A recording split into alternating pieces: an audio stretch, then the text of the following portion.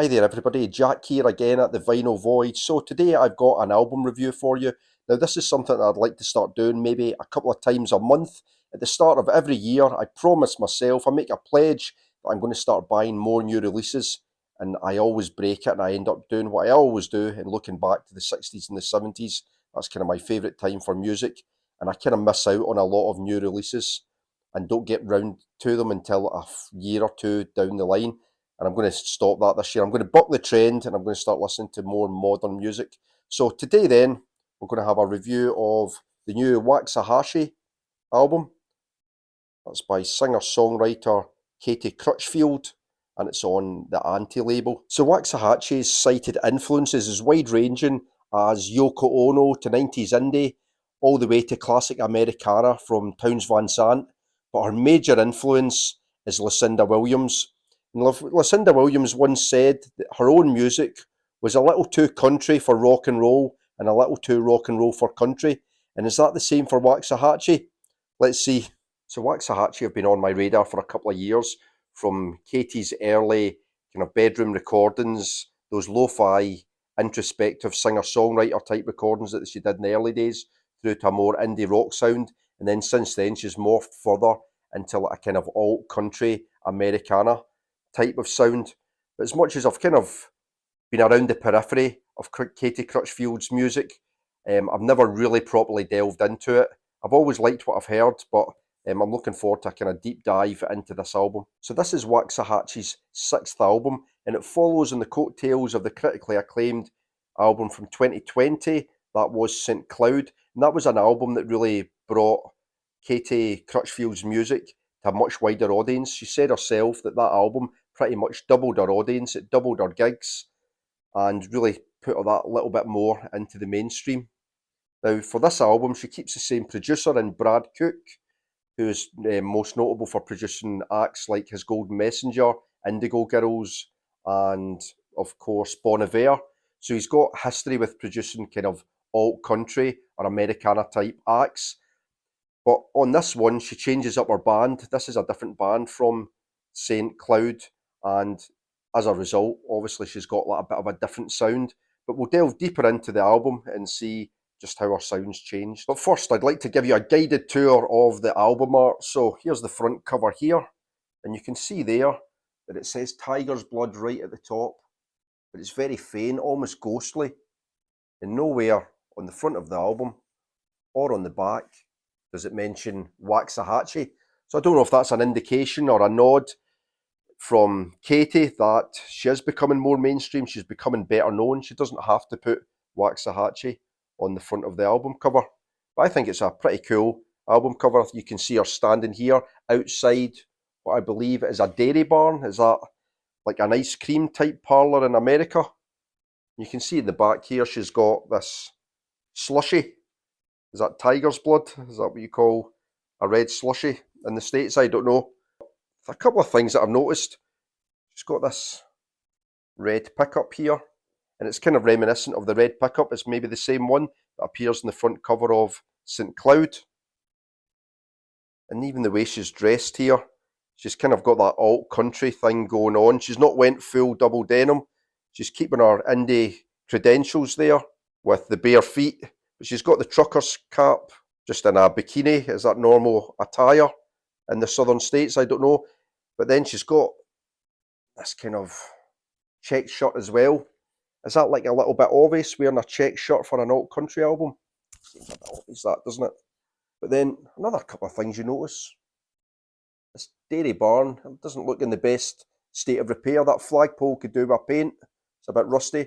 There's a lot of dandelions, a lot of weeds around here. No good. But to be fair to Katie, she's done a good job manicuring her nails. They look in a good state. But yet, the back cover has the track listing. You get another picture of Katie looking young, hip and cool. We've got a cut out to show the label. And then, oh no, she's dropped her tiger's blood. She's dropped her slushy. I've just got the black vinyl version.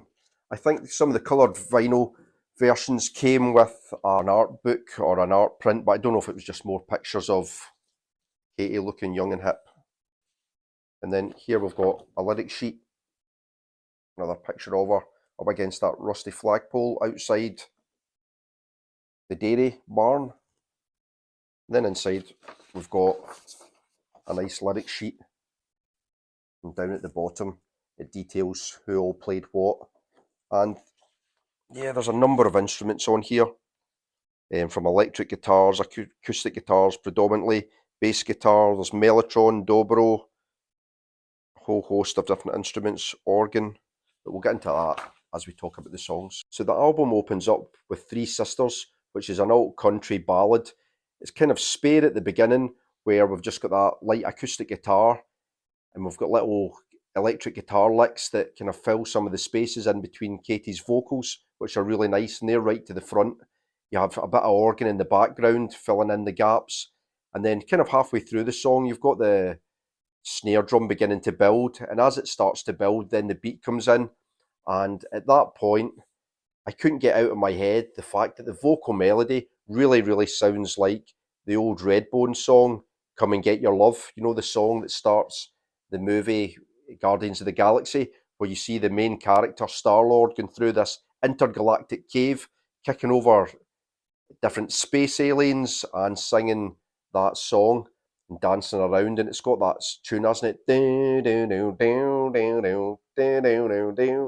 And that's the melody to Three Sisters. Next up then we have Evil Spawn, which is a more upbeat alt country song that has this lovely little sprightly guitar riff that plays through. It's really nice, a kind of nice chiming guitar sound. So the third song on the album is called Ice Cold, and on this one it's more upbeat Americana. Katie's voice sounds great on it, especially when she sings in those higher registers. Again, it's got really tasteful guitar, and that dominates the track a little bit more, but again, it never overpowers Katie's voice, and Katie's voice is always really to the fore. I'm not really sure what this song's about.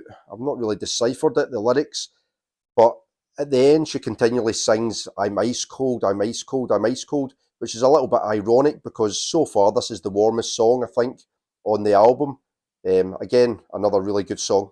Next song then, track 4, is Right Back to It, and that was the first single to appear off the album.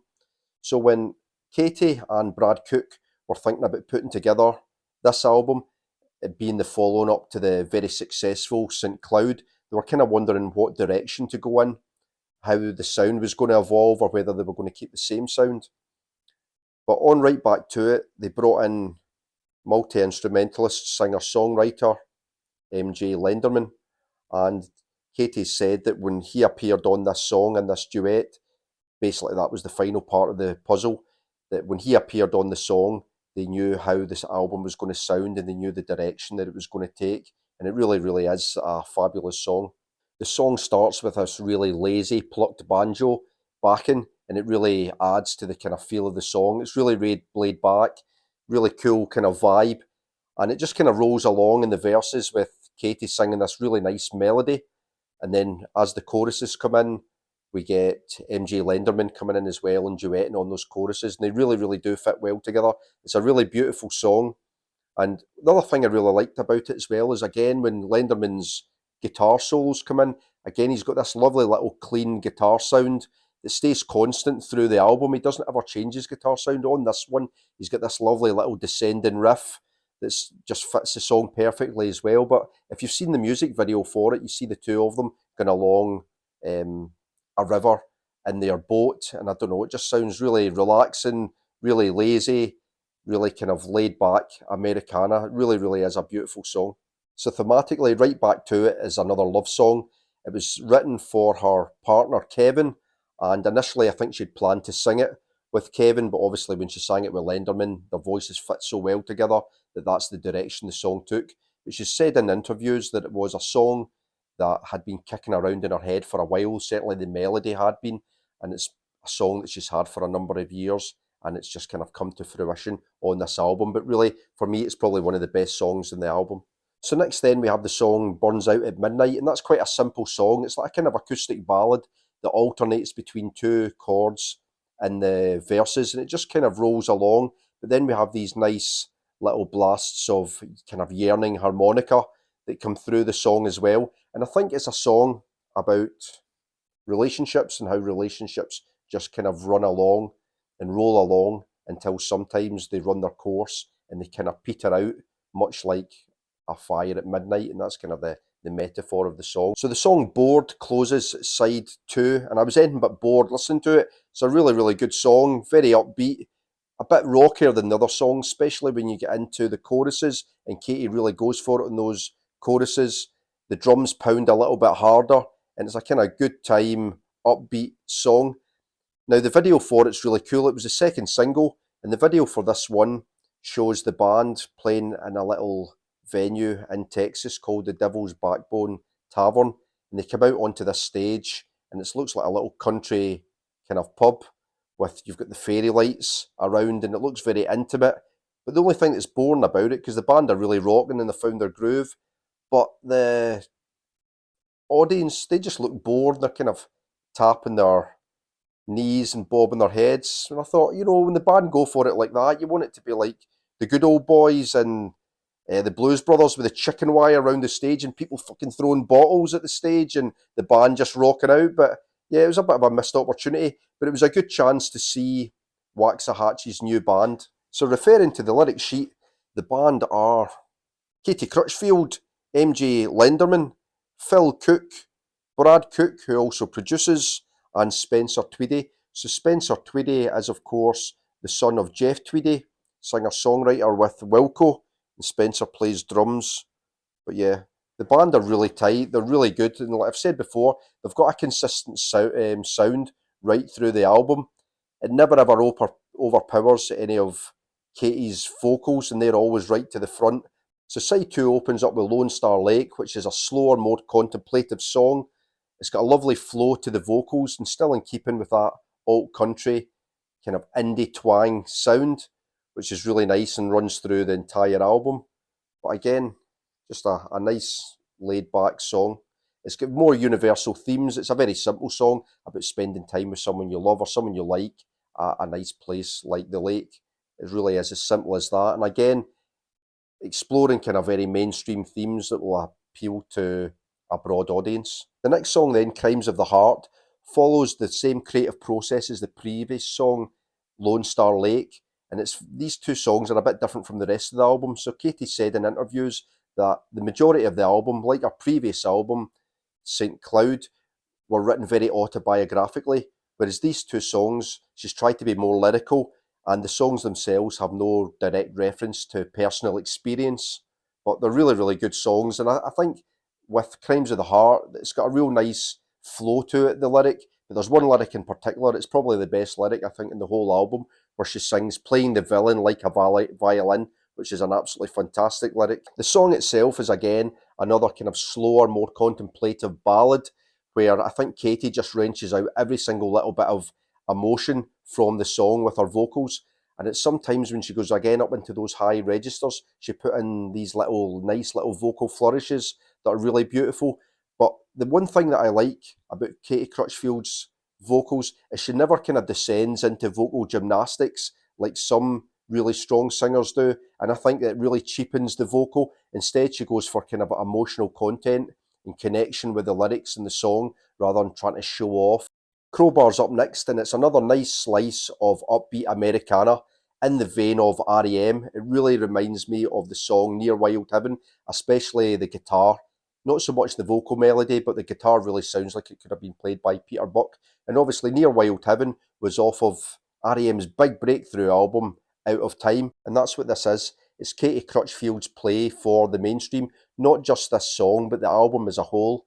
If you think of St. Cloud as our breakthrough album, it was a bit poppier, it had a bit more keyboard in it, and while some of these songs are slower burners, they all get there eventually, because again, all the themes are very, very relatable. They'll appeal to a broad audience, much like the music, which again, even though it is a little bit middle of the road, it'll appeal to a broad audience. There's nothing here that's difficult to digest.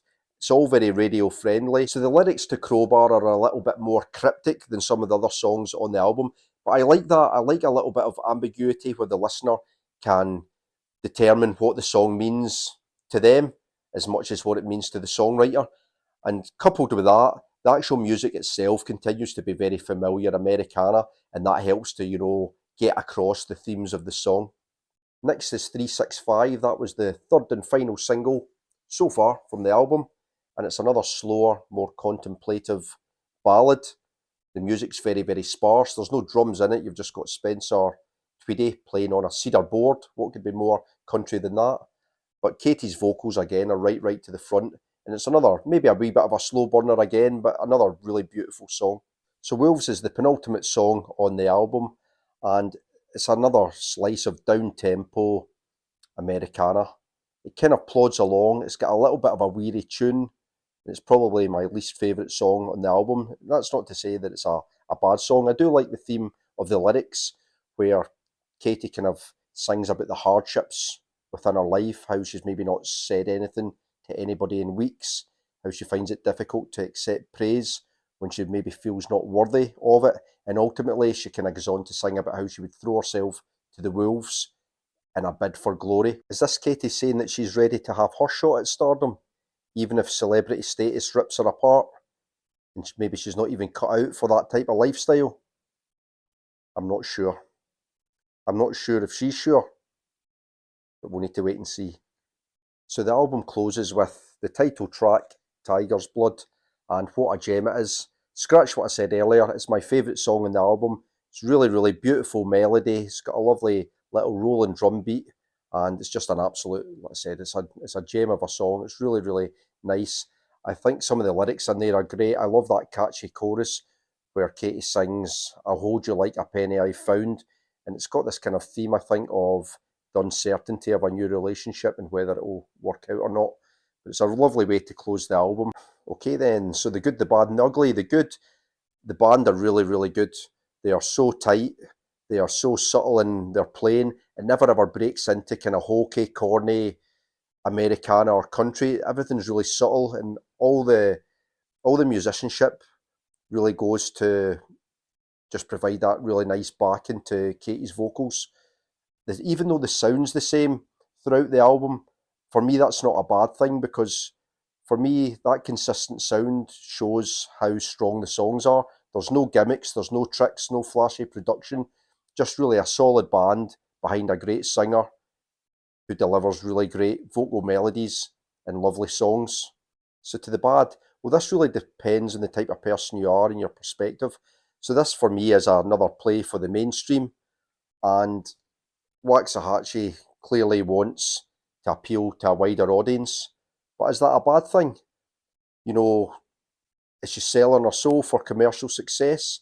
I think she's covering broader themes, and she's trying to appeal to a broader audience, but I don't necessarily see that as a bad thing. It's not a bad thing to want to be more popular. You know, I read a kind of very hipster, snobbish review in The Guardian where they gave this album 3 out of 5 stars, and they described Waxahatchee's new album as almost like the Coldplay of alt country. And I thought that was really unfair, because I don't hate Coldplay because they're famous or they're mainstream. I don't like Coldplay because I don't like their songs. You know, the songs on here are good, and whether they appeal to a broad audience or not is irrelevant. You know, the review seemed to knock her purely because she was appealing to a wider audience, which is nonsense. I think surely promoting good music to a wider audience is a positive thing. Well, it is to me anyway. And now for the ugly. Again, look at those weeds. The dairy barn needs to employ a gardener. We need a handyman to paint up this pole. Terrible. Joking aside though, nothing ugly about this album. Waxahatchee's still got her indie credentials in place. Fantastic album, absolutely love it, and I'll definitely be checking out some more of her stuff.